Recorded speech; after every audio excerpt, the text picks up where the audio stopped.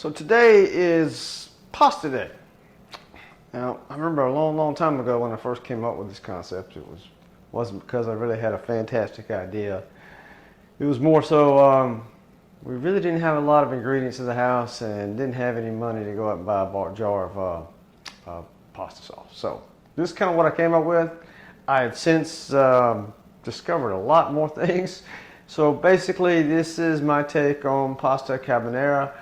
It's also my son's favorite pasta to have. It doesn't take a lot of ingredients. It's simple. It's quick. I think you're going to like it. And hell, we're just going to get to it. If you're using pancetta, what you want to have added in here before would be the butter and the olive oil. However, since we're going with bacon, we're going to fry that up, make sure we drain all that off, and then we're going to bring it back together, and I'm going to show you how to do that step. And it's all the same ingredients minus the pancetta, and damn if it don't turn out great. We've got our water boiling, if you can see it from that perspective, probably not. And we've got a tablespoon of salt. We're going to put that in, let it keep boiling. We're going to add our pasta in and get that stirred up. So we've got our bacon done. And so now we're going to return it to the skillet, but not before adding in our butter and our olive oil. We want to get those two melted and combined. We're going to add our bacon back in. Let that go for a little bit. It's already brown. And then as soon as we get the bacon in position, then we're going to add in our wine and let that cook down and reduce by half. All right, got that combined. We're going to add in our bacon. Just like so. We're going to add in our 1/3 of a cup of white wine. You can use cooking wine, regular white wine, whichever one you want. Let that reduce by about half. And we're going to let that go. Then we're going to add our 4 egg yolks, room temperature. Our cheese, mozzarella. Our other cheese, Italian mixture basically, Parmesan, different things, all of it's in the description below. And then our freshly chopped up Italian parsley. And we're going to mix this all together just like this.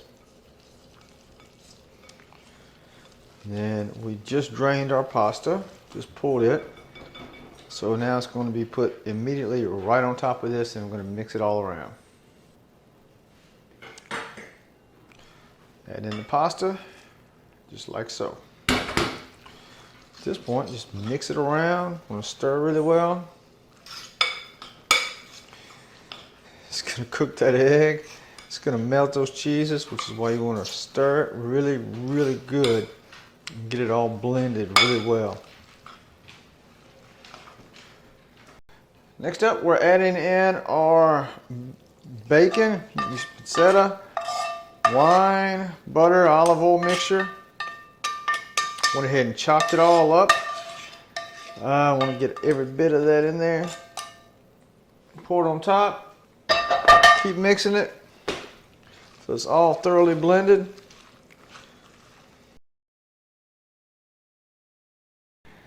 Well, here we have it, pasta carbonara. My take on it at least. Nice, cheesy, gooey, rich, delightful. Great as a side dish, great as a main dish. Let me know what you think about it. Hit me up at Cooking with Wilson, that's without the G, because I'm a bit country like that. And let me know your thoughts on it. Hit me up Gmail, Instagram, Facebook, YouTube. And also the recipe, as always, is in the description below. It's also in volume 3 of the cookbook. I've got 2 other cookbooks out. All the proceeds I receive for those go directly to charity. This time around, I'm supporting smiletrain.org. They specialize in cleft lip repair for young kids who wouldn't otherwise have an opportunity to have a beautiful smile. So, hey, if you got $1 or $2, feel free to go directly to smiletrain.org, pick up a cookbook, either which way. Know this, that you're supporting of tasty meals. Basically helps change the world. And smiletrain.org puts smiles on kids' faces, and I think that's something that everybody can get behind. So just donate directly. In closing, keep this one thing in mind. The world is not going to treat you nicer because you're a great person. However, that sure as hell doesn't mean that you shouldn't strive to be one either. Hang in there, and until next time.